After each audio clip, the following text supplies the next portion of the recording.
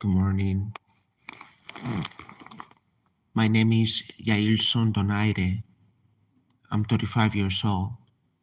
I'm currently living in Los Angeles, California, by myself, in a small room in downtown LA. I'm working. I've been off the streets for about 8 months. I was homeless for about 4 years. I was on the streets, jumping from shelter to shelter, losing my spots, getting kicked out of shelters, getting arrested, uh, for camping, for getting into arguments with police officers. I While I was on the streets, I got arrested multiple times. I was drinking alcohol, I was smoking marijuana, and I was smoking crystal meth. Um, I got introduced to crystal meth because when I was on the streets, I met people who would smoke crystal meth, and they introduced me to it, and I liked it. Um, However, I've been clean now from crystal meth for about 8 months now, the same amount of time that I've been off the streets. And the reason why is because I uh, wanted to smoke one last time before I went into a shelter, because I said this is gonna be my last time. I don't want to smoke this anymore. So I'm gonna do it one last time. And I did it one last time. And then I said, there's no point of doing this. So I'm gonna put it down. I'm gonna put the pipe down, basically. And then I went into a shelter. I said I want to be off the streets. I need help. I need help. And I went and I asked for help. And that day I didn't get help because there were no shelters available. So I had to come back the next day to this place called Hopex. It's called Hopex. They help homeless people. They place you into shelters, basically. So I went and I asked for help, and the first day I went, they said that they didn't have any uh, room available, any shelters available, that I needed to come back the next day. So I came back the next day, and then they placed me into a shelter. And then from that shelter, they transferred me to another shelter, which was like a house. And the very first shelter that I was in, it was like 60 people there, a lot of people with bunk beds. But then from there, I was transferred to another one, which was a house, and I would share a bedroom with someone. And then I was there for a few months. Well, after I got transferred to another shelter, like a third shelter, no joke. Um, and then I was at my last shelter, but then I got a job. So I started working, and then now I'm renting my own bedroom in downtown LA. It's for low income people, so I'm not paying a lot of money, but what I am paying is a fair amount, and I feel grateful. Uh, and that's where I'm at right now. I'm off the streets for about 8 months, and I haven't smoked crystal meth in about 8 months. Um, I haven't drunk alcohol in about 2 months. So the entire month of December, I was sober. In the entire month of November, I was sober. So I didn't drink for Thanksgiving or Christmas. I haven't drank alcohol. It feels great. I like it because I haven't been dealing with hangovers. And It feels great, and I haven't been spending money on alcohol. So for about 8 months, I've been off the streets, and I feel great. I feel grateful. So I mentioned earlier that I got arrested, right, while I was on the street. Well, I got arrested multiple times. Um, I was drinking a lot. I mentioned also, right? So I was on the street. I didn't trust anybody. I was very skittish, very like, don't touch me, don't get close to me.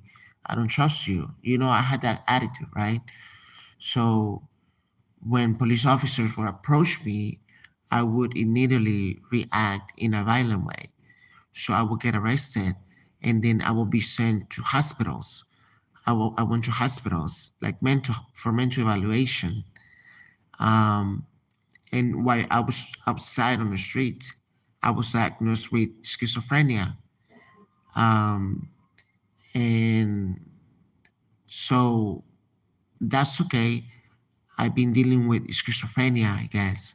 Um, that's like a big highlight of what I'm going through right now, which is I'm off the street, but I was diagnosed with schizophrenia, and I'm taking two pills right now.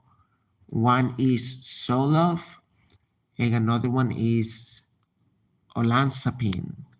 I think they pronounce it olanzapine, which they help me with anxiety and panic attacks. Because when I was on the streets, I acquired panic attacks and anxiety. Like I basically started having panic attacks and anxiety while I was on the streets.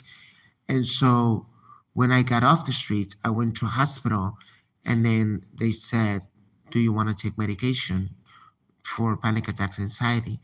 So I say yes, and they calm me down. I take one pill in the morning.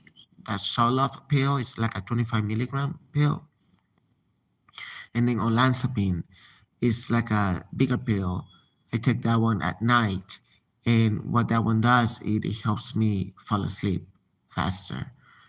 It relaxes me, so that's why I take it at night, because it makes me sleepy. So I take it at night, and then I go to bed early, uh, super early, because I have to wake up at 3 o'clock in the morning. So I go to bed like around 4 p.m. So I take the pill like around 3 to 4 p.m. And then uh,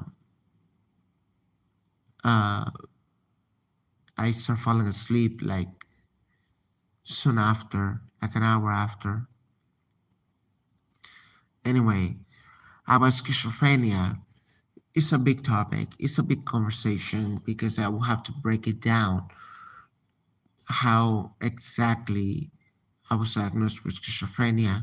It's a long conversation, but just to summarize it, yeah, I'm schizophrenic. Woo, didn't mean to scare you. Um, what is like to be schizophrenic? Well, that depends on the individual, right? On the subject. I guess the experiences will change.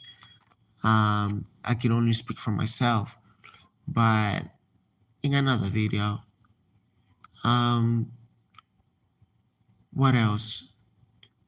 Oh yeah, so like now I'm working and I'm renting my own bedroom in downtown LA, and I don't have any friends just yet. I haven't met anybody. So I'm like new in town. I'm fresh. Like I don't know anybody. And this is a city, so it's harder, I think, to make friends in a large city because everyone is so busy and always walking so fast and always looking like they're ready to fight. So it's harder to make friends in a city than it is in a town, I think. So I haven't made any friends. Um, so I'm renting a bedroom, right? And it's a small, no, it's not small. It's very big for me. It's a nice size bedroom. but it has no kitchen. So I have to buy food in can. And what it does have is a microwave. It has a microwave. I just drank coffee, so my mouth tastes like coffee right now. It's a taste of coffee. Um, what was I saying? Oh yeah, so like I have a microwave and a fridge, a small fridge, and it's like a hotel room basically. I'm in a hotel room. It's a hotel room, so it has no kitchen. It has a microwave and a refrigerator, hotel style. It's nice. I like it. It has a bed, and then I have my clothing. Since I was on the streets, I don't have furniture because I was homeless. I was living on the street, so I have no furniture. I haven't bought furniture, and I don't think I want to buy furniture. No joke. I don't think I want to buy furniture. I think I'm gonna keep it very simple, very practical. I'm gonna uh, keep it practical and simple. Yes, I'm gonna do that. I don't think I want to buy furniture at all. I don't need furniture. I mean, I'm not gonna be inviting people over to her parties or stuff like that. So I don't need furniture. Um, I'm changing now. I'm 35, and in about 6 months, I'll be 36 years old. On June the 13th, I turned 36 years old. So I'm changing, I'm evolving. My passions are changing, my priorities are changing. Anyhow, I feel grateful to be in this place right now, and I don't have, I only have like 63 subscribers right now on YouTube, um, because nobody knows who I am, right? So it takes time to pick up subscribers and people who watches you. Um, I've been posting videos on YouTube as an outlet, as a mm, as a method to distress myself. If I post a video, I feel great. I like it because I get to look at myself and I get to capture one moment of my life in a clip. So I love making videos. Um, right now, no one is watching, but that's fine. I'll watch it myself. I always watch my own videos. Um, I embarrass myself sometimes because I say things and I do things on video, and then when I look back at them, I can't believe I did that. Sometimes I'm surprised that I even said something. Um, Anyhow, you got it. I heard a noise in the background. I've been off the streets for 8 months now. I haven't smoked crystal meth in about 8 months, and I feel great. I am scared of crystal meth. I don't want to die of an overdose on crystal meth. I don't want to die with fentanyl in crystal meth, because I keep hearing rumors that they're mixing fentanyl with crystal meth now.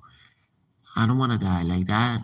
I know I'm gonna die at some point, but if I can avoid it and if I can grow old, I'm gonna do that. I wanna live a long life. I'm 35 right now. I wanna live a long life, and if avoiding crystal meth is gonna keep me safe, I'm gonna do that. Because crystal meth is very damaging to the body. Um, your teeth decay faster, your face decays faster. So I used it, and I have to say I liked it in the beginning. It gives you a great feeling. No wonder why a lot of people become addicted to crystal meth. I was doing crystal meth, and I liked it. I'm not gonna lie. I kept smoking it. Not every day, but I would meet people every like 2 or 3 weeks. And if they were smoking crystal meth, I would ask for crystal meth and I would smoke with them. To be honest, I liked it for a minute. But then I started noticing that the teeth decay. I started noticing that the face decays. So then I started hearing rumors of fentanyl. I had never heard of fentanyl before. But then I started hearing more stories about people dying from fentanyl. And then when I was homeless, I was staying by the beach. I spent most of my time by the ocean, Malibu area, in Santa Monica and Malibu. I would walk back and forth, back and forth. I went to Santa Barbara a few times, walking from Santa Monica. I walked to Santa Barbara. It took me like 6 days walking. Um, it's far walking. It's a beautiful walk. So I was by the ocean, and then trucks would pull over from clinics helping the homeless people and giving you vaccines or anything that you needed, socks, uh, a snack. Sometimes they will bring snacks. So the homeless people will gather and they could ask for medical help or help finding a shelter. So on Wednesdays, the a truck would come over to help the homeless people at a specific point in Santa Monica Mountains by Santa Monica Pier. You know the Santa Monica Pier? Well, um, close by. Not well. Actually, at Santa Monica Pier, they meet up also. Yeah, they also meet up at Santa Monica Pier. But the one I went to was by. It was in Santa Monica, but not by the pier. It was like a few blocks down. Uh, Damasco, I think it was called Damasco Street. Well, so the truck would come and then they would speak about drugs. And I started hearing how they're mixing crystal meth with fentanyl. And I became really scared of these drugs. So I haven't done it in 8 months and I feel great. Um, I haven't been tempted, to be honest. Uh, Now, I have to confess, I've been smoking marijuana and uh, hi, road dog. I'm sorry, I'm just noticing the comment. I thought it was by myself still.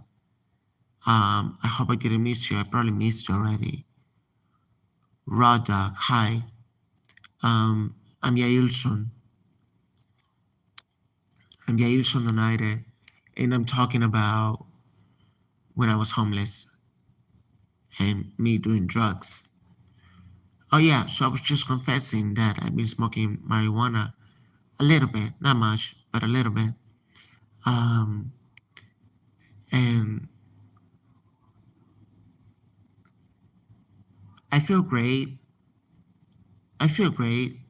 Um, I haven't been drinking alcohol. I haven't done crystal meth. I've only done marijuana.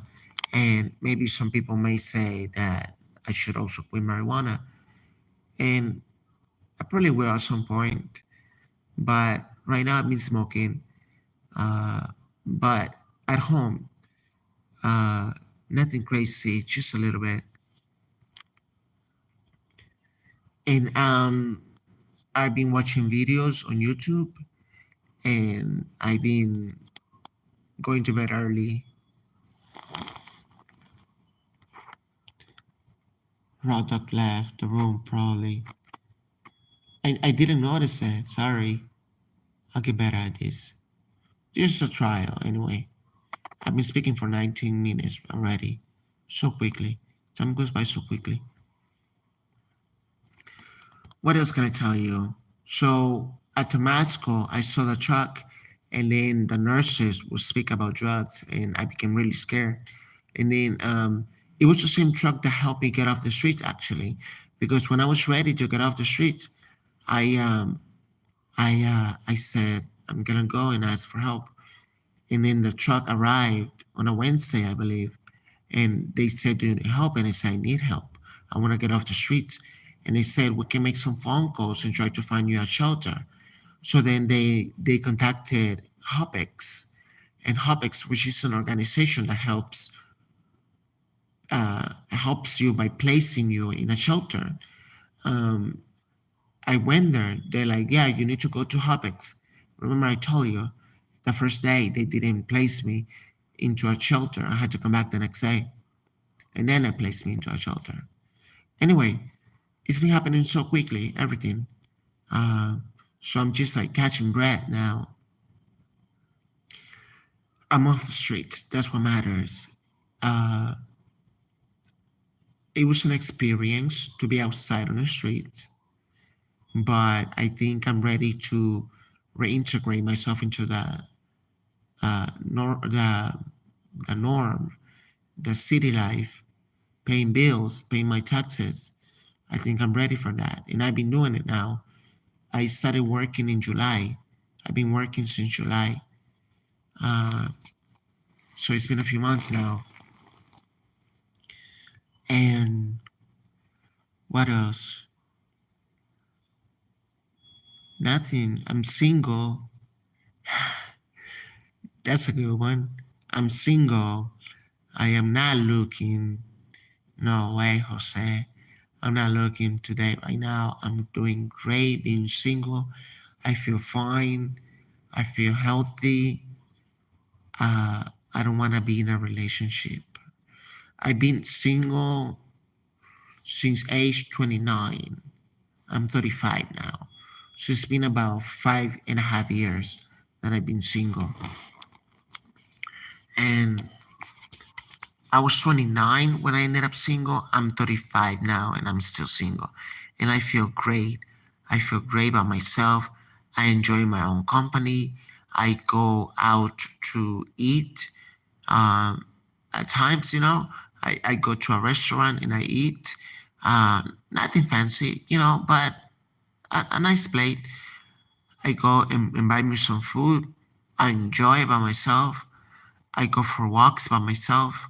Uh, I've been watching videos by myself. I feel great right now. I'm not ready to date. I'm not mentally there to date. If you understand me, I'm not. I'm not. I'm not there mentally, psychologically, spiritually. I'm not there to date. So I'm gonna remain single for a little longer. I'm not looking. I don't know when it will happen. I don't know. And I don't want to say I'm not going to date anymore because I'm barely 35. So in 5 years from now, at 40, I might decide to date, right? So I'm not saying I'm not going to date, but I'm saying I'm not dating right now and I don't want to.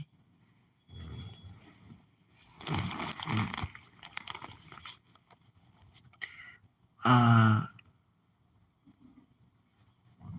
so I told you about the drugs. I told you about me being homeless. Oh, I told you about me getting arrested. Well, I have a court case right now because I broke a window when I was homeless and I got arrested and for like a night. And then they gave me a court date. They told me that I needed to show up to court. So the court um, said that it was a felony, what I had done, that I needed to do something. So I thought they were going to give me like, how do you call that thing? Community service, but no, they didn't make me do community service. What they did was they made me take AA classes, AA meetings, Alcoholics Anonymous meetings, and then they made me go with a psychologist for therapy. And then because I was already on medication, they told me that I should stay on the medication to take my 2 pills. And that's it. That I should do the AA meetings, meet up with a psychologist, and take the medication. And good behavior. So I've been doing just that. I've been going to AA meetings. I've been meeting up with a psychologist, and I've been taking my 2 pills a day. Sometimes I skip one because I forget to take it, but as soon as I remember, I take it sometimes.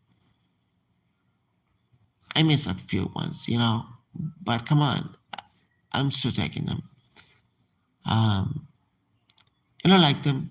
I like them. They calm me down because I've been having panic attacks, anxiety. Uh, but it helps me with my panic attacks, anxiety. I'll explain another video why I get panic attacks, anxiety. But basically, I'm just summarizing right now, and I'm testing this live streaming. I had one visitor earlier, but I didn't reply quick enough. I have about 63 subscribers right now. It takes time. It takes time for people to get to know you. Uh,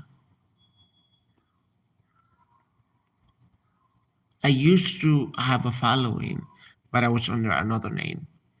I was under the name of Karma Faruth. I was a drag queen. I used to do drag queen shows in Las Vegas, and I performed right here in LA also. But I lived for a few years in Las Vegas, so I would perform in bars, in nightclubs as a drag queen, and I would call myself Karma Faruth. Karma, like karma, what goes around comes back around. Karma, and then Faruth. So I I did shows, uh, and I wanted to be a famous drag queen, and I liked it. I enjoy it. I enjoyed it, but then I was drinking too much. I became an alcoholic, and I was drinking a lot, almost every day. And I got tired of the drinking, so I wanted to get a regular job. And I saw that my career as a drag queen was taking too long. And I think it was the drinking that did it for me. I got tired of the drinking. I got disgusted by the drinking and partying at night all the time and staying up until like 8 o'clock in the morning and sleeping during the daytime and working at night. Like I got tired of that life very quickly. And I said, I want a regular job. I want to wake up in the morning and I want to have a beautiful day in the morning. I want to enjoy the mornings now because I was living at nighttime basically. Like I would sleep during the day and then I would party all night. And I would be sleeping during the day because I was out clubbing all day. I mean, all night. So I got tired of that life. And then I quit dropping. I quit. I said, I'm not going to do this anymore. I need a change in my life. I was about 26. I was about 26. Um, so I quit and I started performing. I stopped performing as a drag queen and I stopped making videos and I deleted my Facebook account. Um, I had over 5,000 people plus subscribers. Um, I had a lot of following and then I deleted every picture and videos and I posted a few videos also. Um, I deleted them, hundreds of videos, um, and I went hiatus basically. I just went on the ground and wouldn't speak to anybody who I used to speak to. I retreat basically, and it was some best decision that I could have made. it was a great decision. I started waking up in the mornings. I went and I looked for a job. I got a job at a restaurant, and it was beautiful. I liked it. I was grateful with my job, and then suddenly I got in a relationship. I met somebody on Grindr, and we met up.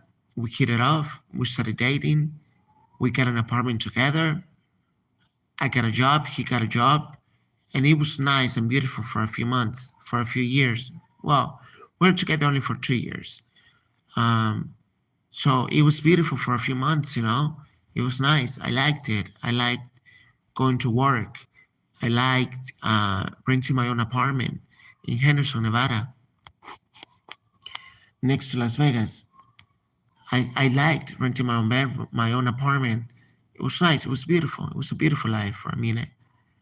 And then we broke up. And then we lost the apartment. We got evicted from the apartment. Um, and we separated. We split up. And then I came to LA. And then I had a job in LA. But then I lost my job. And then I ended up homeless.